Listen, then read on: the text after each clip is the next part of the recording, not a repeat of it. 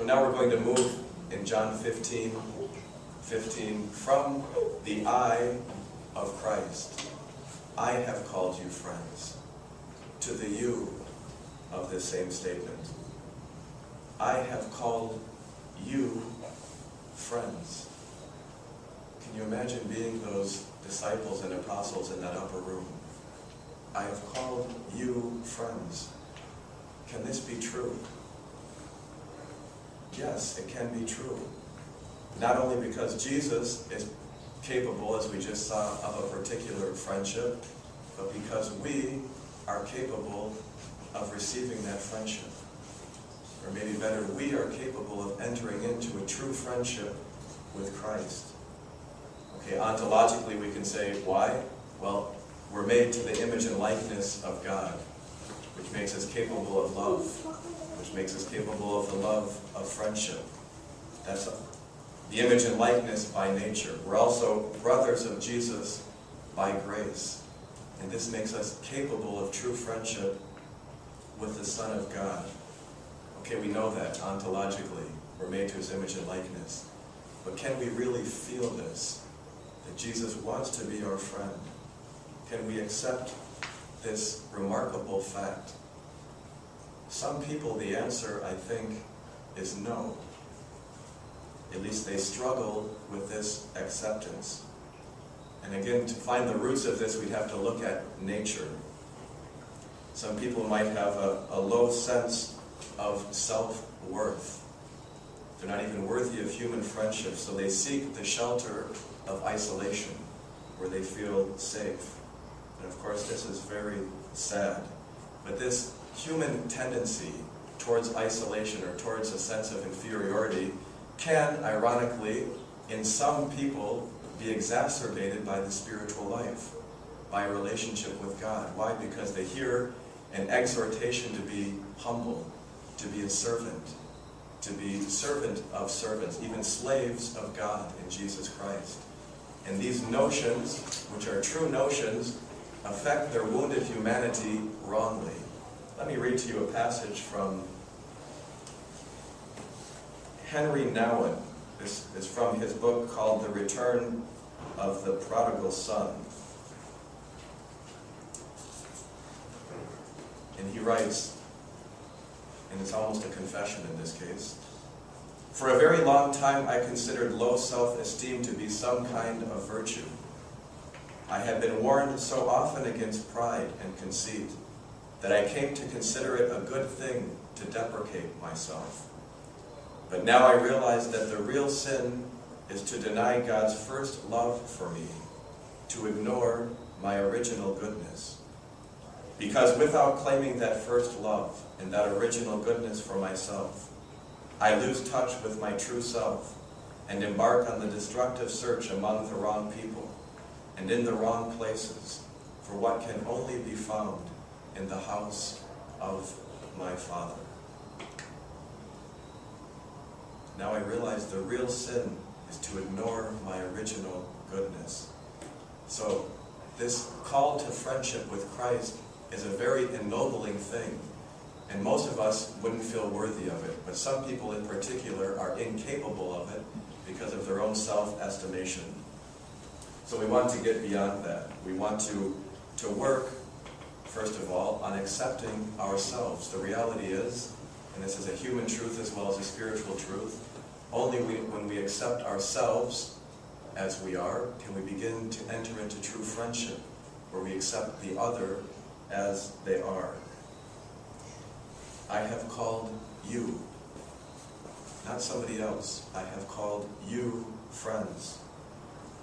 So can we accept ourselves as Christ has called us? One more quote, this one from Father Jacques Philippe, who was a priest of the community of the Beatitudes. I think he might be their moderator of priests in France. A remarkable spiritual writer. This book is called Interior Freedom. And he talks about how to overcome or how to begin accepting ourselves is through the mediation of another's eyes. So he writes this: "Accepting ourselves is much more difficult than it might seem. Pride, fear of being not loved, the conviction of how little we are worth, are all too deeply rooted in us. Think how badly we react to our faults, our mistakes and failures, how demoralized and upset we become, how guilty they make us feel. Only under the gaze of God can we fully and truly accept ourselves. We need to be looked upon by someone who says, as God did through the prophet Isaiah, "You are precious in my eyes and honored, and I love you." He then gives the very common experience of a woman falling in love, thinking she's very plain, but the love of her beloved awakens within her this sense of dignity, this sense of beauty. So, following that, he says, we urgently need the mediation of another's eyes to love ourselves and accept ourselves. The eyes may be those of a parent, a friend, a spiritual director, but above all, they are those of God, our Father. The look in his eyes is the purest, truest, tenderest, most loving, and most hope-filled in this world. The greatest gift given those who seek God's face in prayer may be that one day they will perceive something of this divine look upon themselves. God looks at us and into our eyes, and we can accept ourselves as we are. And now we are ready for friendship.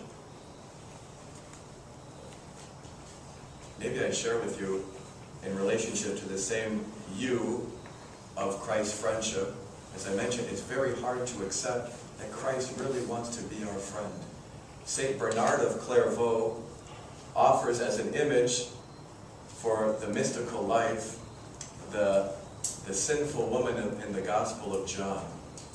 And he, seeing a person who begins, and this is his way of looking at the purgative way, the illuminative way, and the nuptial way, I think are the three ways of divine union in the mystical tradition. So there are three ways. Most of the saints and spiritual writers talk about these three stages of the spiritual life, but they all use different metaphors. Bernard of Clairvaux used the metaphor of someone beginning at the feet of Christ, maybe crying unto his feet, his wounded feet, maybe drying those feet with our hair. That's the beginning of the spiritual life. That's where we begin. And that would be called the purgative way. Most Christians find themselves in this way. And that's okay, but Christ then gradually begins to lift us from his feet to his wounded side. And now we can begin to reverence his heart. And we begin to, and this might be the place of friendship. And I think this is the illuminative way. So in this illuminative way, we've now moved from the feet of Christ to his heart. Feet might suggest we are his servants.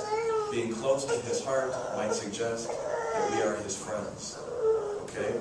And then finally, Bernard Clairvaux says, for those who reach the unitive way, this is the way of spiritual marriage, they've moved even past friendship to conjugal love, considered spiritually. And they're kissing the mouth of Christ. What a beautiful image for the spiritual life, moving from his feet through his side, hopefully kissing his mouth in this world, certainly in the world to come. We will be espoused to God in Jesus Christ. The point being, we begin at his feet. Just one little point about that line from John. He says, I no longer call you servants.